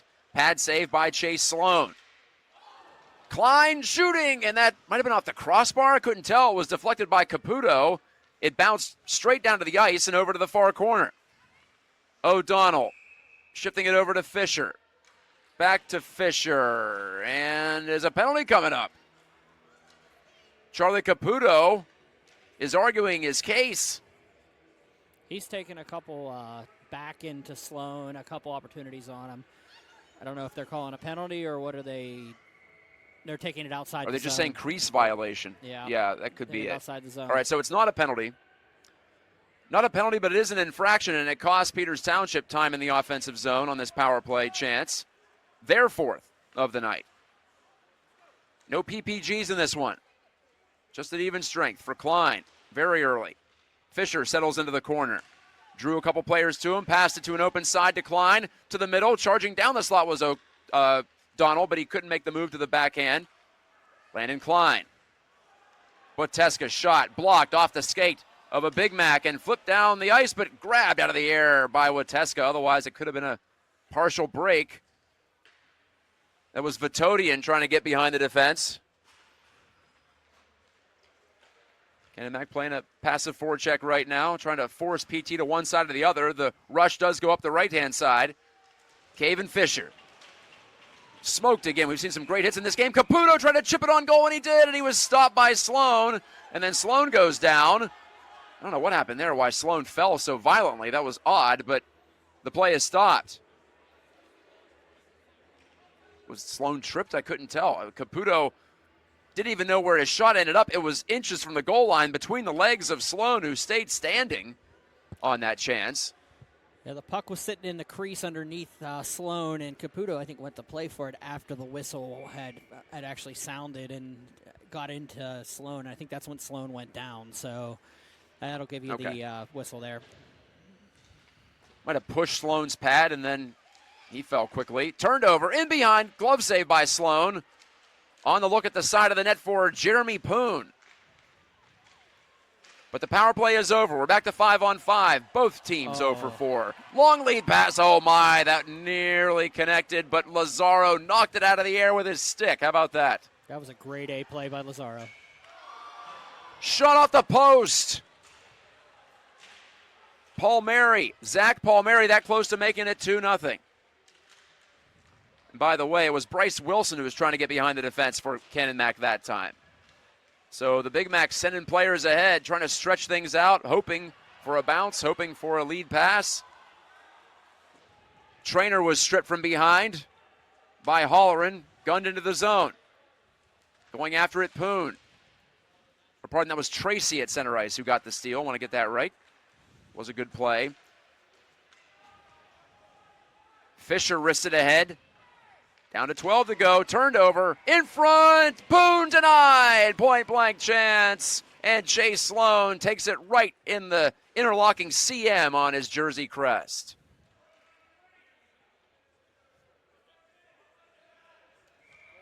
Jay Sloan's doing all he can tonight.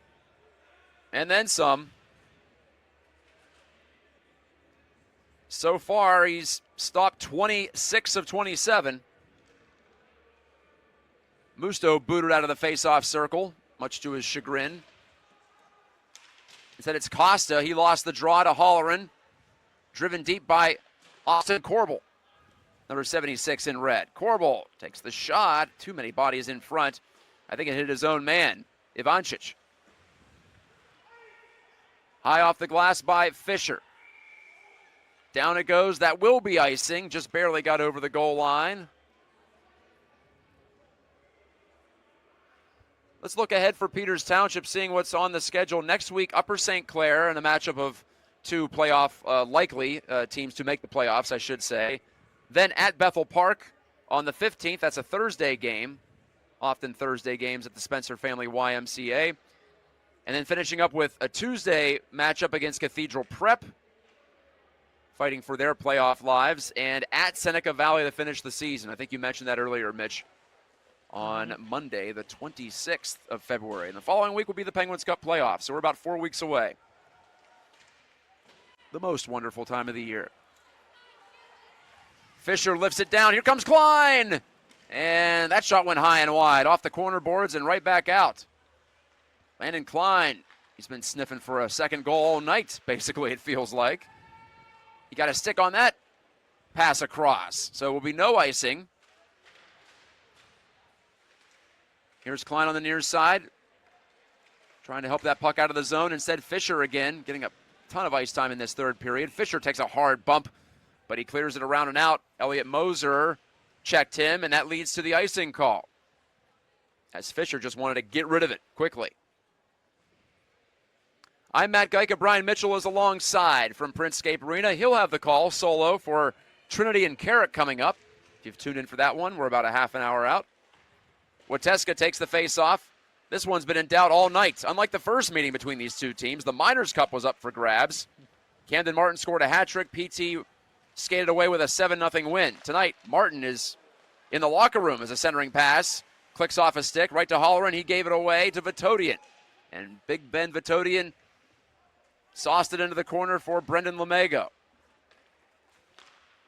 So Martin, leading scorer in Class AAA, having a seat right now due to a game misconduct. Isbell couldn't gun that puck through traffic.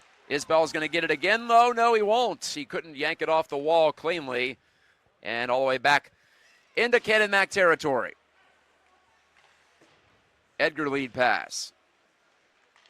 Broken up. In close quarters, Maeda. Nice move, and he snaps it across to an open Troy Jones. Hits Maeda. He's there. He scores! There goes that man again. Luca Maeda. 2-0 Peters Township. He got PT out of the trouble spot in the neutral zone, made the pass to Jones. Jones back to Maeda, and what a bullet shot under the crossbar.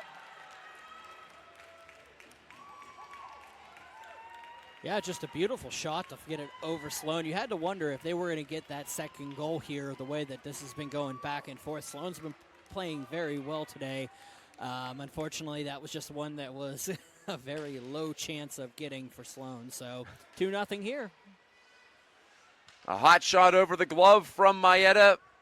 Mentioned a couple of times a hat trick last week. He's playing D today. Will actually look like a forward on that play, on that rush. It's hard to really even tell from shift to shift. He could go back and forth as Wilson's shot was blocked at the point of attack. O'Donnell, he's had a lot of the puck tonight. What can he do now? He delivers one up to Caputo. It slides in on the Canon Mac goal, and that's where Chase Sloan pins it down. For Luca Maeda, it's his 7th goal of the year. That puts him tied with Caputo for second on the team.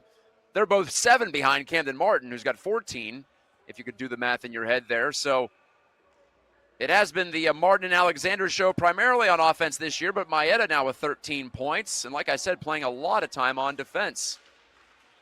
But they're showing his offensive instincts, and honestly, it was about good puck protection, good decision-making in the neutral zone to start it. Here's Phillips. To Vitodian, he's there, and Thomas says no on the short side attempt from the Canon Mac captain. Back the other way we go. 2-0 Peters Township. Maeda has scored here in the 3rd period.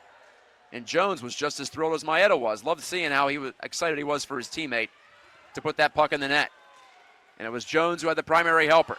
Caputo, dipsy-do move, tried to get toward goal, but the puck was rolling away from him. Palmieri looks back. It's in the possession of Corbel. Slides it up the far side wall. Corbel chasing back again. So now we're about halfway through this 17-minute 3rd period. 8:30 is the midway point. Dump behind. Palmieri clearing off the window. Off a partition, though, and O'Donohue keeps it alive, but not for long. Holleran. Good pass to the middle. Deflected ahead by Lendon Klein. Klein dropped it. Holleran shot it. Blocker saved by Sloan, who cut down the angle. He was betting that Holleran was going to shoot it, and he did. Holleran's pass behind Klein all the way down. But Thomas will set it up, put it on a tee for Caven Fisher. One in the first, pardon me, and one in the 3rd for PT as far as goals are concerned tonight. Klein couldn't make the pass. It was off a Canon Mac skate. Musto wristing, blocked by Corbel, got it right back, did Musto. Thought about picking it up on his stick, it looked like. We've seen one of those goals in the PIHL before. Centering pass between the legs of Corbel, but out to center. Edgar flips it. O'Donohue on the high toss. Costa's going to the net here. On the outside, Moser. Stripped of the puck. Strong work from Fisher. Feels like he's been out there the whole 3rd period. Tapped just barely out over the blue line. PT gets the clear. Trying to get their 2nd team shutout of the season. Alexander to the face-off circle. Drew Alexander behind the net. Couldn't get the shot away. Decided not to get the shot away. Hands off to Jones. Saucers it across. Hudson Phillips. Down the boards, and it's Alexander. Maeda bumps into him. This line has just scored on its previous shift to double the lead. They're trying to add another one, but not in this case. Phillips across to his D partner Wateska, who rifles it in. Under 7 to go in regulation time. Alexander lost control. Costa tosses it ahead. Musto with Vatodian. Two-man rush. Drop pass. Vatodian shooting and right into the chest of Kyle Thomas. No further play.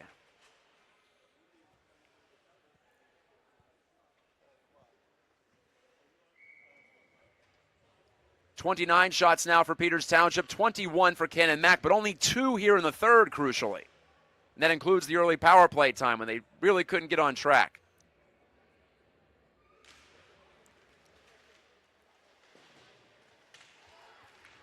Wateska up and out with that clearing attempt. Tracy helped it there. Walker's chasing. Won't be able to get there in time. Wilson dummies the play, but it's on to O'Donohue. Michael Trainer. Vatodian another shot and another save, this time with the glove by Kyle Thomas. Vatodian can rip it. Like I said, he's a fourth-year varsity man. He has 4 goals on the year. Lamego leads the squad with 6. Phillips also has 4 just in 9 games. So Braden Phillips has made a big impact in, well, just about half the schedule so far played for Canon Mac. O'Donnell ran into trouble back there in the form of Trainer, the sophomore. But now it's O'Donnell, the senior, regathering. Tried to send it up the far side. Vatodian intercepted that with his glove, dropped it down to his stick, couldn't make a play, but he ran over O'Donnell, who's slow to get up. Trying to regather his bearings, under 6 to go in the third. Isbell sets it up, but the Big Macs cough it up. Walker in front of his bench, try to kick it along. Isbell stepped up into the attacking zone. There's a delayed penalty coming up, it looks like. Isbell bumped over Walker, and watch out here. We've got everyone taking a partner, it looks like. Lazaro's in there, yanking at Wilson. Jones took a wild swing. Oh, boy, it's getting ugly. Trainer and Jones separated. And who's that? Lazaro lost his helmet. So did the Big Mac. No, actually, it's the Big Mac who lost his helmet. It skittered across the ice. Oh, man. Game still within reach, but frustration boiling over.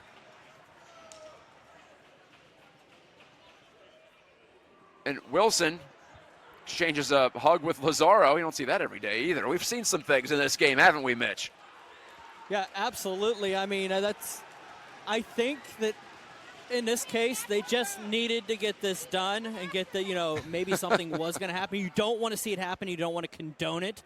But at least maybe that will lighten that fuse. But there's a lot more going on than what's on the ice right now that they're trying to make sure doesn't happen. The students were going back and forth, too, as that was going on. But that's whenever you start to lose control of the game a little bit, this is what may happen. So, unfortunately, it did occur on the ice.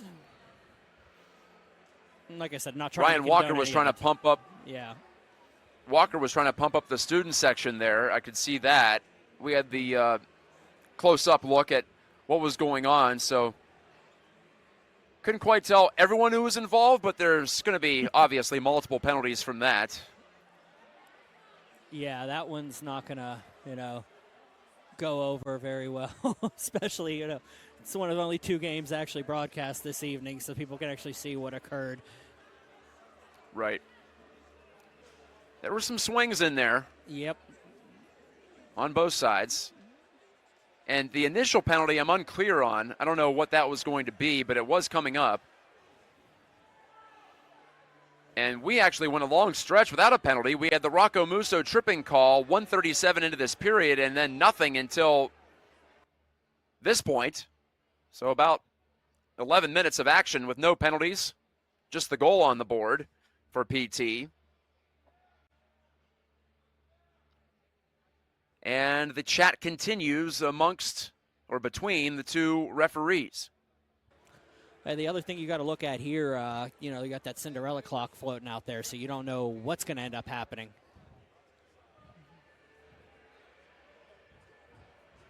Cinderella clock, please explain. I'm you not only get familiar so with much that time. term. You only get so much time for the game. That's if the game's not Oh, I within get one it. goal, they can shut it down based on trying to make sure the next game can be played. Sometimes it comes into effect. Sometimes it doesn't. It's referee's discretion on certain situations.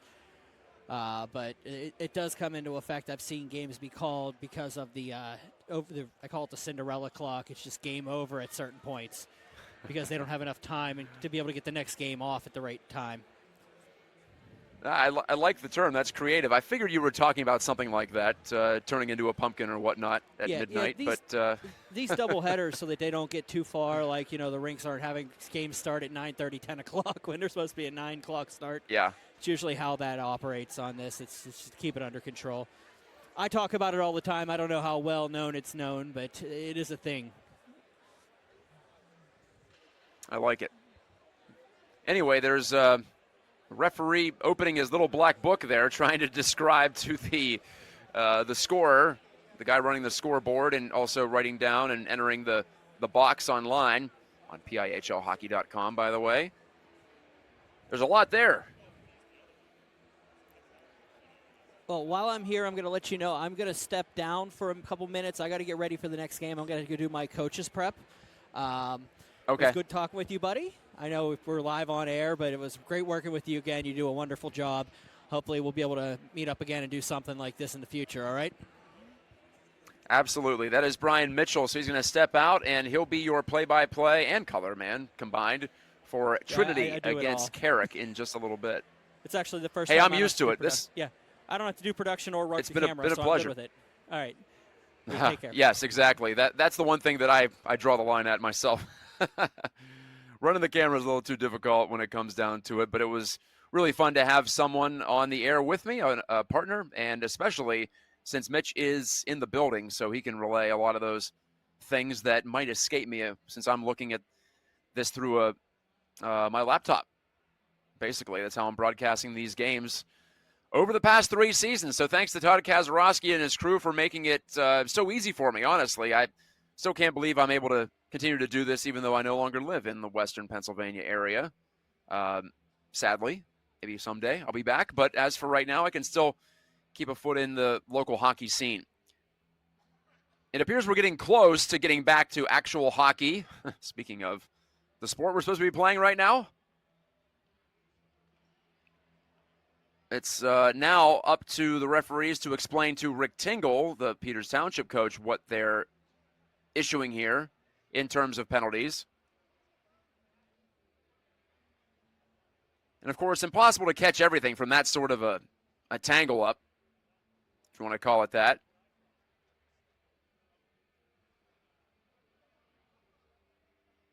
And some players from the PT bench going out on the ice to take a spin, stay loose. This break in the action getting close to 5 minutes long at this point. And the faceoff's going to be at center. No, it's not. It's going to be down in the Canon Mac zone. So it leads me to believe it's going to be a power play for Peters Township.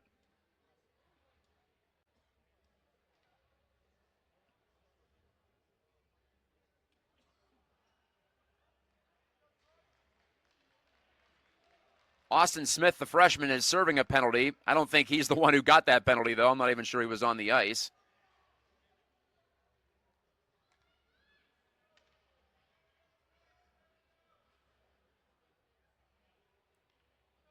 So it will be Alexander against Phillips at the dot. And Peters Township does have a power play. It's 5th of the night. 0 for 4 are the Indians so far. And the Canon Mac student section is highly excitable at this point. They're looking for anything to cheer about. O'Donohue couldn't get the puck out. It's over on the far wing, chipped by Alexander. This game's not over yet, by the way. Canon Mac's pushing the pace shorthanded.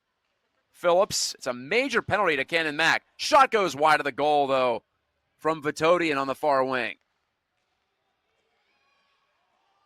Up ahead it comes. 3-man rush for Peters Township. Dropped off to Maeda. He has scored already in this third period. So the power play is going to go for almost the entirety of the rest of the game. Again, barring any further penalties. I've said that several times tonight, but it still applies. Maeda with the intercept. Here he comes. Long skate in, and he shot it over the goal. The seas parted for Maeda. It doesn't happen that much in a hockey game. Maybe too much time to think. And he had his stick lifted at the point of attack there as he tried to one-time the pass from Alexander. Drew Alexander on it again.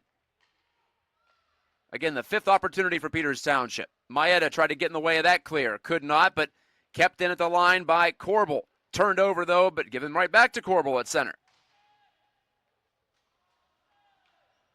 He'll flip it over the goal, and Peters Township a line change ahead of the play. Delayed offside, so Canon Mac can take its time coming out of the zone. Holleran pressured ahead, and eventually cleared by the Big Macs. Down to 3:50 left in the game, though. When I get a chance, I'll check that online box to see what the penalty was. Couldn't quite hear the PA announcement. Alexander redirected it ahead. Chase Sloan astride to take it aside his net and feed it over to Gallardini. His high backhand kept in at the blue line. Poked ahead by Phillips. Hudson Phillips, that is. But again, cleared by Canon Mac. They're the home team tonight. PT won the Miners Cup game 7-0 in December. This one has been tight and contentious all the way through. Hudson Phillips backpedaling, pirouetting, getting away from pressure with 3 left in regulation, 3 minutes to go. Phillips rims it around. Holleran tried to kick it ahead. Could not. He whiffed on it. And the Big Macs break it out. They remain shorthanded, though, by a man. Costa shot. Blocked. Costa got it back, but he couldn't lasso it for a second opportunity.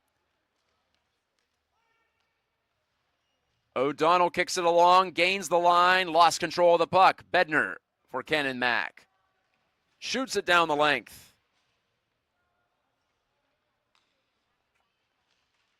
I think they're still entering the penalties. Wrist shot save. Klein! Oh, did Sloan get that with his blocker? I'm not sure. He lost his stick in the process. Might have been a fantastic save on the rebound chance for Landon Klein in a bid for his second of the night. 2:12 left, and now the Big Macs have to think about pulling their goaltender despite being down a man just to even it up. Holleran shot it along the ice, and it's stopped by Sloan, and he'll hold on and get a much-needed break for him.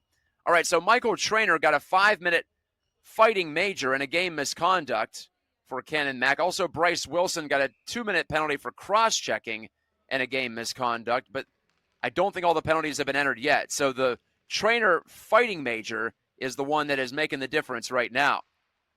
You don't see fighting very much in high school hockey, but we, I guess, saw it tonight. I'm not sure gloves were dropped, but punches were definitely thrown. 1:50 left in the third. Walker, content to just pin it there. The Big Macs aren't content to keep it there. So it'll be Braden Phillips dishing out to center. Lamego to Vitoti, and he's got Lamego breaking in, and he shot it over the net from point blank. Oh, my goodness. You're not going to get a better look than that, shorthanded, and now the empty net down to our left, but it's icing against Peters Township, and Troy Jones doesn't agree with that call. 1:27 remaining in the game, or in regulation time, I should say, and 58 seconds to go on the fighting major to Bryce Wilson of Canon Mac.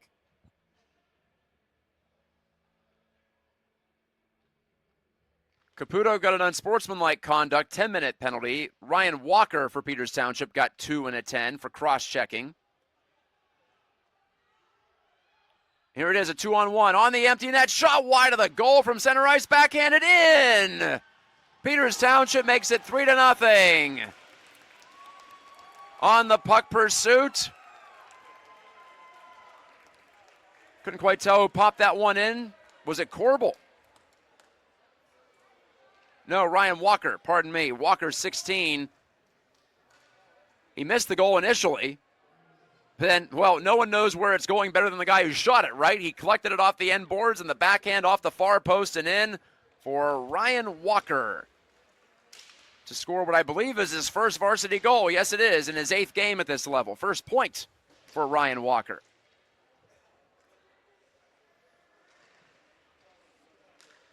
So it must have been a mistake that Ryan Walker was given a penalty, a game misconduct, and then he was out there on the ice. So it wasn't him. Just a mistaken entry, I suppose, from whoever's down there. I give them a break because it's a lot to put in one game stoppage.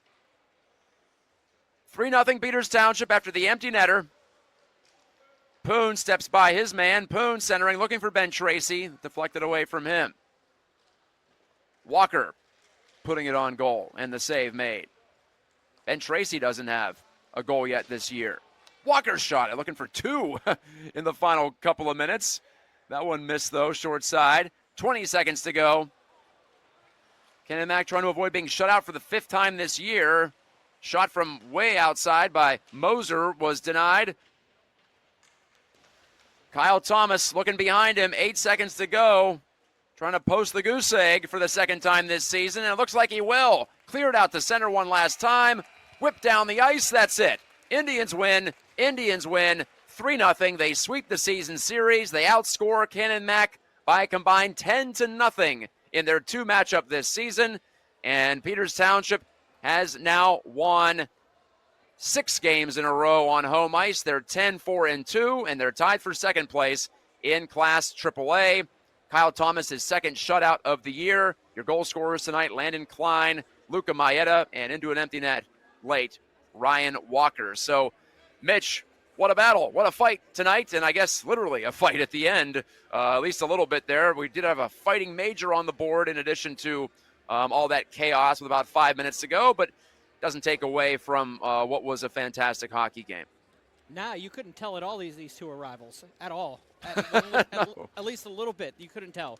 No, these 2, they left it all out there. I mean, it's for Canon Mac, it was for pride. For Peters Township, they needed those 2 points.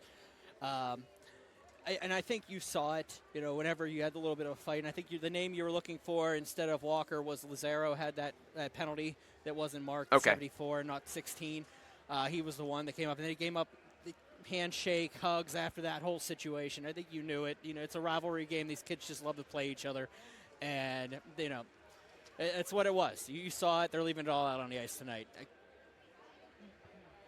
Just the 2nd shutout of the year for PT, both of them against Canon Mac. And, yeah, I'm glad I sold it as a rivalry matchup. It certainly is, even though the 2 teams are in very different positions in the standings. For Canon Mac, that's another defeat. They're 1-14 on the season, 0-9 here on home ice. And they will miss the Penguins Cup playoffs for a 2nd consecutive season. Peters Township, meanwhile, like I said, they rise up to 2nd place, tied with North Allegheny at 22 points with just 4 games to go for PT. NA still has 5 games to play. And still a chance to catch Seneca Valley. They're 4 points behind them. All they got to do is be within 2 points going into the final game. And I suppose, Mitch, that's still within reach for the Indians. Yeah, absolutely. And I have one final note that I want to say here and I want to throw out there. The future's bright for Canon McMillan. What they put out there today, I mean, next year they're going to be pretty good. So I just wanted to make sure I got that out there. I'm getting looks at from the production side. So we're going to have to wrap this one up, my man. I got to get ready for my next one. Okay, we've got Trinity, we've got Carrick coming up on the same ice surface. Thank you again for watching tonight. PT wins at 3-0. Tonight's broadcast brought to you by Cap Hockey Services. It was game 1 of a high school hockey night live doubleheader presented by TenbandTV. I hand it over to Brian Mitchell in just a couple of minutes here on the PIHL channel.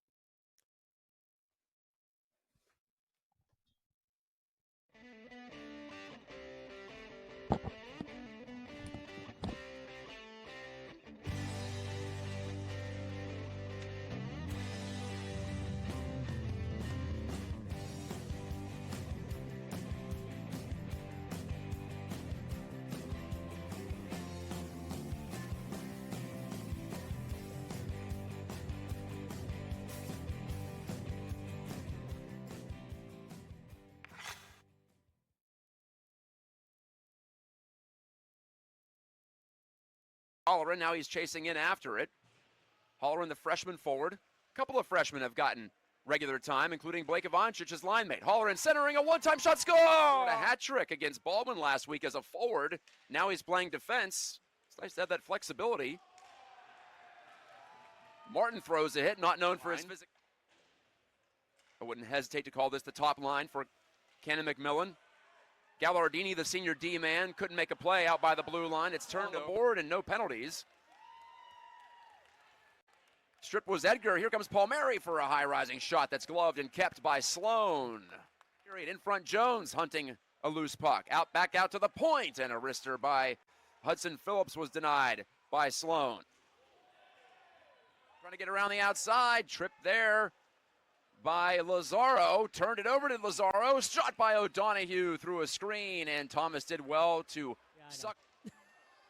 That's what you're worried about. That's the sum of all fears right there. Oh, yeah. PT's penalty kill 85%, by the way, on the season. O'Donohue off a body in front. I don't think it got through. Bednar, I believe, got in the way. But Fisher's there to intercept the clear. He took the shot, and that was blocked in front. 30 seconds to go in the power play. Blasted off the side, Wood, by Phillips. Lemego reaches out, deflects it over to Ben Vitodian. Vitodian in for a chance! Off the arm of Thomas last week, but he left it back and turned over. Final 10 seconds. 1-on-1. Now it's a 2-on-2, given away to Fisher on the back check, and then Fisher's run over behind. Canon Mac playing a passive forward check right now, trying to force PT to one side or the other. The rush does go up the right-hand side. Cave and Fisher. Move, and he snaps it across to an open Troy Jones. Hits Maeda. He's there. He scores! There goes that man. Showing his offensive instincts, and honestly, it was about good puck protection, good decision-making in the neutral zone to start it. Here's Phillips. To Vitodian, he's there, and Thomas tonight, but it still applies. Maeda with the intercept. Here he comes. Long skate in, and he shot it over the goal.